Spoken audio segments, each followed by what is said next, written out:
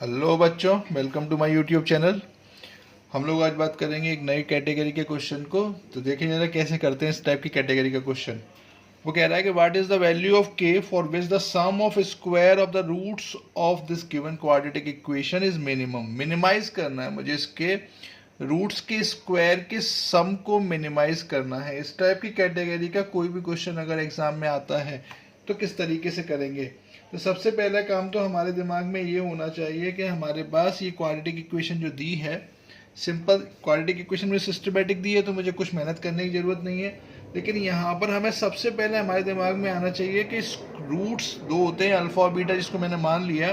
तो रूट्स के स्क्वायर का सम, तो सबसे पहले तो मुझे ज़रूरत किसकी पड़ने वाली है, अल्फा प्लस बीटा की, जो सम ऑफ रूट्स होता है।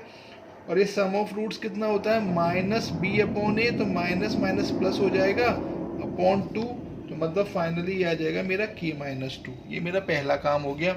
दूसरा मुझे चाहिए अल्फा बीटा, ये होता है c अपॉन ए। c अपॉन ए मतलब minus times k plus 1 upon 2। ये मेरा हो गया दूसरा काम। अब मुझे क्या करना है, according to the condition, according to the condition. क्या दी है कंडीशन?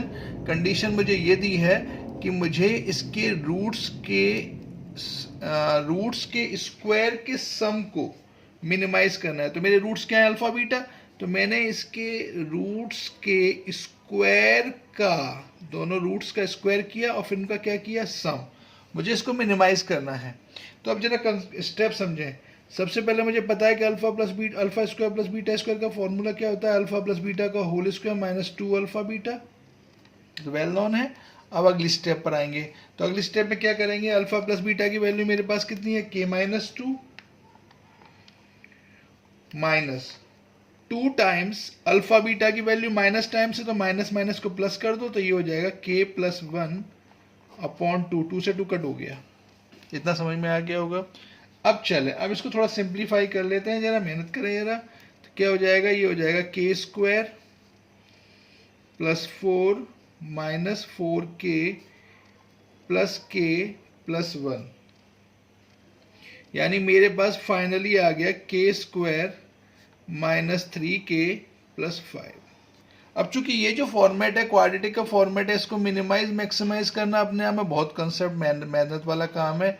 अब ये तुम कैलकुलस वाली अप्रोच पर जाओगे, मिनिमाइज करना है, ये करना है, वो करना है, वो इसमें क्वाड्रेटिक में नहीं लगाते, डायरेक्ट वाली स्टेप करते हैं। तो देखो समझो कैसे करते हैं। किसी भी क्वाड्रेटिक इक्वेशन को अगर मिनिमाइज करना है या मैक्सिमाइज करना है, इस टाइप के क्वेश्चन ट्रिग्नोमेट्री में भी देखोगे तो हम किस तरीके से करते हैं। इसको परफेक्ट स्क्वायर बना लो। परफेक्ट स्क्वायर कैसे बनाते हैं, सबसे पहले x का कोफिशिएंट, यहाँ पर x का काम कौन कर रहा है, k, तो x के कोफिशिएंट के हाफ का स्क्वायर, x के कोफिशिएंट के हाफ का स्क्वायर ऐड एंड सब्ट्रैक्ट करना है। तो मैंने कहा k स्क्वायर माइनस x मतलब k का कोफिशिएंट कितना है, 3 का हाफ कितना होगा, 3 अपॉन 2। परफेक्ट स्क्वायर बनाने का मेथड तुम लोगों को इंटीग्रेशन में और कई बार मेथड सीखा होगा, क्वाड्रेटिक में भी सिखाया जाता है, लेकिन थोड़ा सा अब तो हटा दिया है, पहले सिखाया जाता था।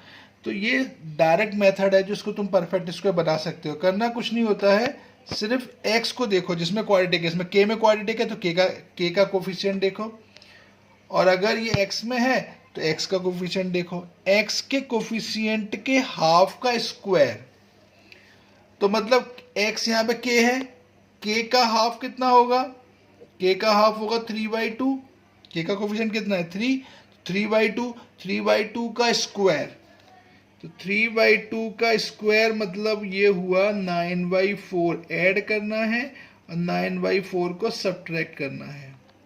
आई थिंक ये स्टेप समझ में आई होगी। इसकी अगर नहीं समझ में आया तो इसको बार बार प्रैक्टिस करो, ये बहुत काम आने वाला है। इंटीग्रेशन में तो बहुत ज़्यादा काम आता है, ये थोक में काम आने वाली चीज़ है, ये समझो।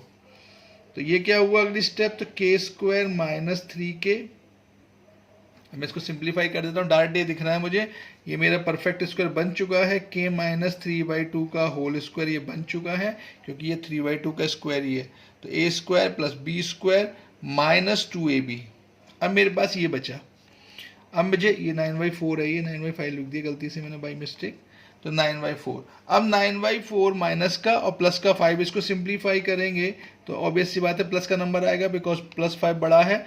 5 4 20, 20 माइनस 9 11, तो ये हो जाएगा 11/4। आई थिंक इतना समझ में आ गया होगा। अब हम जाते हैं फाइनल स्टेप पर, जो हमें करना होता है। ये मेथड ध्यान रखना, ये ट्रिग्नोमेट्री में भी बहुत काम आने वाला है, इस पर अच्छा खासा काम करना है तुम लोगों को। अब मुझे इसको मिनिमाइज करना है। किसको मिनिमाइज करना है?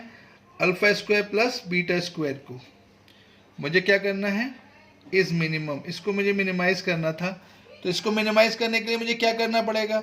देखो मिनिमाइज कब होगा? जब ये वाला पोर्शन जीरो हो जाएगा, बिकॉज ये तो ऑलवेज प्लस। देखो कभी भी इसमें के की वैल्यू कुछ भी ले लो, ये ऑलवेज प्लस होने वाला है। इसमें प्लस होगा तो वैल्यू बढ़ेगी। अब इसकी वैल्यू मिनिमम यानी लीस्ट कब हो सकती है? जब ये वाला पार्ट खत्म ही हो जाए, तो ये तो सिर्फ नंबर रह जाएगा। अदरवाइज तो तुम कुछ भी कर लो, यहाँ पर कोई भी नंबर के की जगह पर ले लो, नेगेटिव पॉजिटिव कुछ भी, ये प्लस होने वाला है। प्लस होगा तो ऑब्वियस सी बात है वैल्यू बढ़ेगी। तो यहाँ पर क्या होगा कि अगर मुझे इसको मिनिमम करना है, तो मिनिमम करने के लिए मुझे ये वाला पार्ट ध्यान रखना है। मिनिमम जब भी आए तो इस टाइप के पार्ट को जीरो बनाना है, और अगर ये जीरो हो जाएगा तो के की वैल्यू तुम्हें दिख रही है कितनी आ जाएगी? 3/2। तो ये मेथड तुम लोगों को बहुत काम आने वाला है। इस टाइप की कैटेगरी का क्वेश्चन कभी भी एग्ज़ाम में आता है। मेरे हिसाब से जो कैटेगरी बहुत इंपॉर्टेंट है एनडीए के लिए, मैं सभी कैटेगरी पर तुम लोगों को बताना चाह रहा हूँ। तो ये तुम लोग अच्छे से कर लो, और इस टाइप की कैटेगरी को ध्यान रखेंगे और इसको अच्छे से परफेक्ट करेंगे। नेक्स्ट एक कैटेगरी का क्वेश्चन मुझे और लगता है, जो मुझे समझ आ रहा है कि तुम लोगों के काम आ सकता है। देखो कभी भी कोई भी क्वेश्चन अगर फैक्टोरियल में आता है, डिटर्मिनेंट में, वो कहता है कि what is the value of the determinant 1 factorial, 2 factorial, 3 factorial, 2 factorial, 3 factorial, 4 factorial, 3 factorial, 4 factorial, 5 factorial. देखा जाए अगर इसमें फैक्टोरियल नहीं होता तो इसका आंसर क्या होता? Always zero, because if all the row और all the columns of a determinant are in AP with same or different common difference, then the value of the determinant is always 0. If all the row और all the column, मैं बार बार एक चीज remind कराना चाह रहा हूँ कि all the row और all the columns are in AP with same और डिफरेंट कॉमन डिफरेंस, उनका कॉमन डिफरेंस डिफरेंट भी हो सकता है, सेम भी हो सकता है, then the value of the determinant is always zero. तो उसका डिटर्मिनेंट ऑलवेज जीरो होता है अगर इसमें फैक्टोरियल नहीं होता तो। अब चूंकि यहाँ पर फैक्टोरियल है तो इसका आंसर डिफरेंट होगा। तो क्या हो सकता है? 0 हो सकता है, 12 हो सकता है, 24 हो सकता है, 36 हो सकता है। तो हम लोग क्या करेंगे? सबसे पहला काम क्या करना है? पहले फैक्टोरियल में तो हम कुछ कर ही नहीं सकते, क्योंकि इसमें तो सिंपल दिया हुआ है। तो ये तो 1 ही होता है। फैक्टोरियल 1 की वैल्यू 1 होती है, 2 की वैल्यू 2 होती है, 3 की वैल्यू 6 होती है। तो इसमें हम कुछ नहीं कर सकते। लेकिन यहाँ पर क्या करना है तुम लोगों को? जो लीस्ट वाला नंबर है, यहाँ पर देखो 2 फैक्टोरियल, 3 फैक्टोरियल, 4 फैक्टोरियल। तो अगर मैं इसमें लीस्ट वाला फैक्टोरियल देखूँ जो 2 फैक्टोरियल है, तो उसको कॉमन लेना है। तुम लोगों को पता होगा कि जब भी हम लोग फैक्टोरियल की बात करते हैं तो फैक्टोरियल में जब भी कॉमन लेना है तो तुम लोगों को लीस्ट में फैक्टोरियल सेलेक्ट करना है यहाँ पर, और डिटर्मिनेंट में किसी भी रो से या किसी भी कॉलम से कोई भी पर्टिकुलर नंबर एलिमेंट कॉमन लिया जाता है। तो ये चीज़ तुम लोगों को पता होनी चाहिए। डिटर्मिनेंट की खासियत होती है, प्रॉपर्टी मैट्रिक्स तो है नहीं जो सभी रो और कॉलम से चीज़ नंबर कॉमन आ जाए। तो मैंने 2 फैक्टोरियल कॉमन लिया तो यहाँ पर ऑब्वियस सी बात है 1 बचेगा। लेकिन यहाँ पर 3 फैक्टोरियल है, अगर मैं 3 फैक्टोरियल को ओपन करूँगा तो 3 × 2 फैक्टोरियल। ये तो पता होगा कि 3 फैक्टोरियल को अगर हम ओपन करेंगे तो कैसे कर सकते हैं? 3 × 2 फैक्टोरियल पर रोक सकते हैं, जहाँ चाहे वहाँ रोक सकते हैं। फैक्टोरियल में ये अच्छी चीज़ होती है। तो 2 फैक्टोरियल तो मैंने कॉमन ले लिया, तो क्या बचा? 3। अब यहाँ पर बात करें 4 फैक्टोरियल की। 4 फैक्टोरियल को मैं ओपन करूँगा तो कैसे करूँगा? 4, 3 और मैंने 2 पर इसको रोक दिया। तो 2 पर रोक दिया तो 2 फैक्टोरियल तो कॉमन आ चुका है। तो मेरे पास क्या बचेगा? 4 3 = 12। Now the final step.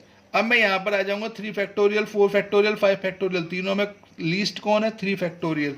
तो मैंने यहाँ पर 3 फैक्टोरियल को भी कॉमन ले लिया। तो अब क्या बनेगा? यहाँ पर 3 फैक्टोरियल कॉमन आ गया तो यहाँ तो 1 बचेगा। यहाँ पर 4 फैक्टोरियल, तो अगेन मैं वही काम करूँगा, 4 फैक्टोरियल को ओपन करूँगा तो मैं कहाँ रोकूंगा? अब मुझे 3 की ज़रूरत है तो 3 पे रोक लूँगा। जहाँ चाहे वहाँ पर फैक्टोरियल को रोक सकते हैं। तो ये 3 फैक्टोरियल तो कॉमन आ गया, तो क्या बचा 4। 5 फैक्टोरियल को मैं रोकूंगा तो 5 4 और मैं 3 पर इसको रोक लूंगा तो मेरा काम हो जाएगा। ये हो गया मेरा कितना, 3 फैक्टोरियल तो कॉमन आ गया, तो ये मेरा बन गया 20। तो ध्यान रखें ये मेरा, इसको सॉल्व करेंगे तो फैक्टोरियल 2 इंटू फैक्टोरियल 3 होता है 6 और ये 2, तो ये तो हो गया 12। इस डिटर्मिनेंट में तुम लोग 2 जीरो बना लो या डायरेक्ट सॉल्व कर दो, कुछ तरीका देसी तरीका बिल्कुल लगा दो। अगर तुम लोगों को नहीं समझ में आता तो बिल्कुल देसी तरीका लगाओ और इसका आंसर फाइनल निकाल लो। इसको सॉल्व करना तुम लोगों का आगे का काम तुम्हारा है, क्योंकि ये तो मैं चाहूँगा तुम लोगों की प्रैक्टिस होनी चाहिए।